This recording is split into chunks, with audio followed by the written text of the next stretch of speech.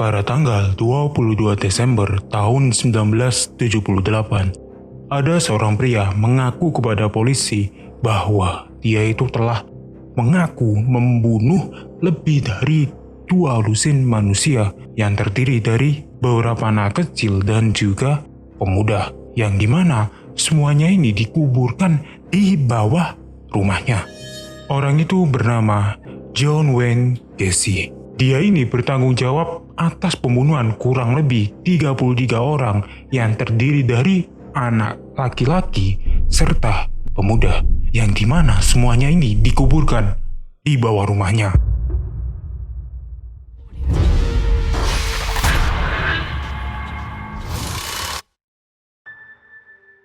Gacy lahir di Chicago pada 17 Maret tahun 1942.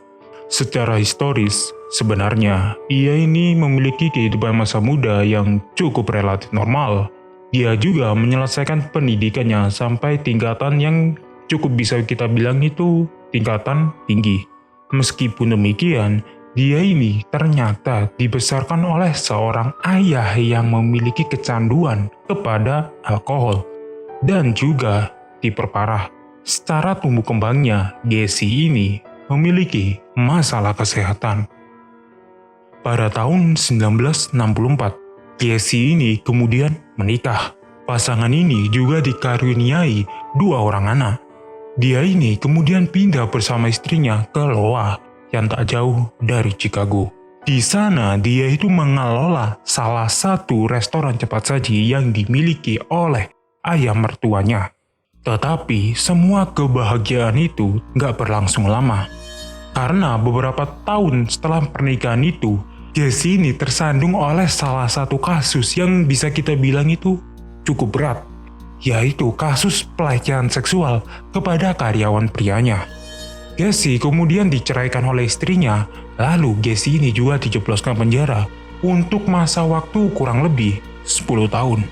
Tetapi karena dia ini berperilaku yang baik serta tidak merepotkan para sipir, kemudian dia ini dibebaskan dengan status bersyarat, dan hal itu nggak sampai 10 tahun. Pasca bebas, Gacy ini kemudian kembali lagi ke Chicago dan memulai sebuah perusahaan kontraktor. Dan juga tak selang berapa lama, Gacy ini kemudian menikah lagi. Sampai sini mungkin kita bisa simpulkan loh ya, kalau Gacy ini sudah tobat, alias ya sudah hidup normal seperti masyarakat pada umumnya karena sudah berperilaku baik, punya perusahaan, dan punya istri. Tetapi asalkan kalian tahu loh ya, Gacy ini menjalankan kehidupannya ini dengan 2 sifat yang sangat bertolak belakang. Jadi sifat baiknya ini akan muncul ketika dia sedang bekerja bersama istrinya dan kehidupan bermasyarakat pada umumnya. Dia ini menjadi salah satu bos yang cukup ramah serta ya suami idaman lah. Tetapi sisi buruknya, dia ini ternyata semakin brutal. Sebelumnya mungkin dia ini cuma sebatas pelecehan seksual aja. Tetapi kali ini ditambah dengan kasus pembunuhan serta pelecehan seksual kepada anak-anak. Dia ini melakukan pembunuhan pertamanya pada tahun 1972. Korban Gacy ini terdiri dari pelacur laki-laki serta anak magang ataupun pekerja muda dari perusahaannya ini. Untuk metodenya, biasanya Gacy ini mengajak korbannya untuk ikut pulang bersamanya. Tetapi beberapa di antara mereka ini juga dimintai tolong untuk memborgol tangannya sendiri. Entah gimana caranya loh ya. Tapi yang jelas korbannya ini mau digituin. Setelah korbannya ini memborgol dirinya sendiri, kemudian Gacy ini membius korbannya dan kemudian membawanya pulang ke rumah. Setelah sampai rumah, Gacy ini mulai melancarkan aksi bejatnya itu. Mulai dari pelecehan, penyiksaan, hingga akhirnya dia bunuh. Meskipun dia melakukan kegiatan bejat dan kriminalnya ini, Gacy ini ternyata tidak tercium oleh hukum. Hal ini terjadi karena Gacy ini memiliki sisi yang baik, seperti yang aku ceritakan di awal tadi. Hal ini juga diperkuat karena Gacy ini ternyata memiliki hobi sebagai badut untuk anak-anak yang sedang sakit di rumah sakit. Jadi dia itu akan datang ke rumah sakit lalu menghiburnya dengan cara dia ini berdandan sebagai badut. Dan hal inilah yang membuat kenapa banyak hukum yang tidak menaruh curiga kepada Casey. Namun tentu saja ya, kasus dari Casey ini lama-kelamaan itu pasti akan terendus hukum. Karena korban dari Casey ini seiring waktu juga akan semakin bertambah. Hal ini ternyata mendapat perhatian oleh para penyelidik tingkat tinggi yang ingin mengusut kasus hilangnya banyak orang. Kasus pembunuhan ini pertama kali dicurigai pada tahun 1978.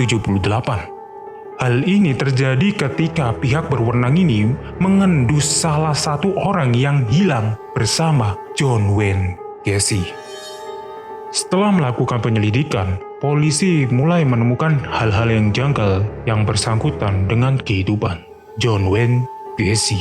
Terlebih, Gacy juga memiliki catatan bahwa dia pernah dipenjara akibat kasus pelecehan beberapa tahun yang lalu.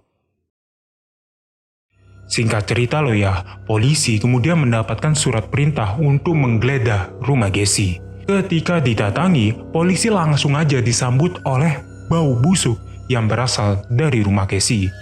Ketika dicari sumbernya, ternyata sumbernya itu berasal dari semacam kayak basement atau papan kayu yang di bawah rumah Gacy. Pada awalnya, Gacy mengelak kalau bau itu datang dari saluran pembuangan yang memang terkadang bisa dicium dari dalam rumah. Namun kemudian beberapa barang termasuk kwitansi dan benda-benda yang menghubungkan Gacy dengan para korban mulai ditemukan. Sebuah kecurigaan yang cukup kuat akhirnya membuat polisi memaksa Gacy untuk membongkar lantai rumahnya. Ketika dibongkar, polisi langsung disambut oleh penglihatan yang cukup mengerikan. Jadi, di bawahnya itu terdapat 29 mayat yang berjejer dan ditumpuk serta sudah membusuk. Karena sudah tertangkap basah juga ya, akhirnya Gacy ini mengakui semua perbuatannya. Dia ini juga mengaku bahwa ada 4 korban lainnya yang dia buang ke sungai yang ada di sekitar rumahnya. Hal ini dilakukan karena di lantai rumahnya ini sudah tidak cukup untuk menampung korban-korbannya. Karena kejadian ini, Gacy akhirnya dihukum dengan cara dieksekusi. Eksekusinya ini bukan eksekusi gini atau gini, tetapi eksekusinya itu menggunakan sebuah suntik yang cukup menyakitkan. Yang dimana hari eksekusinya ini terjadi pada 10 Mei tahun 1994. Sampai detik ini, John Wayne Gacy akhirnya diberi julukan sebagai The Killer Clown alias badut pembunuh.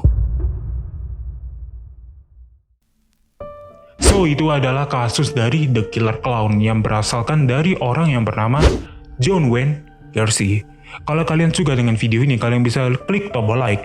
Atau kalian merasa video ini kurang bermanfaat, kalian bisa klik tombol dislike. Jangan lupa untuk klik tombol subscribe dan nyalain loncengnya juga. Karena di video berikutnya ini, aku akan ngebahas tentang salah satu urban legend yang cukup mengerikan. Urban legend ini konon memiliki wujud seperti kambing. Jangan lupa untuk menonton video di atas sini yang wajib buat kalian tonton karena video ini sudah aku bahas tentang salah satu kasus yang cukup mengerikan. Atau yang di bawah ini aku sudah ngebahas hantu yang konon memiliki salah satu cerita yang cukup mengerikan. Terakhir, namaku Rafli, and I'll see you guys next time. Bye.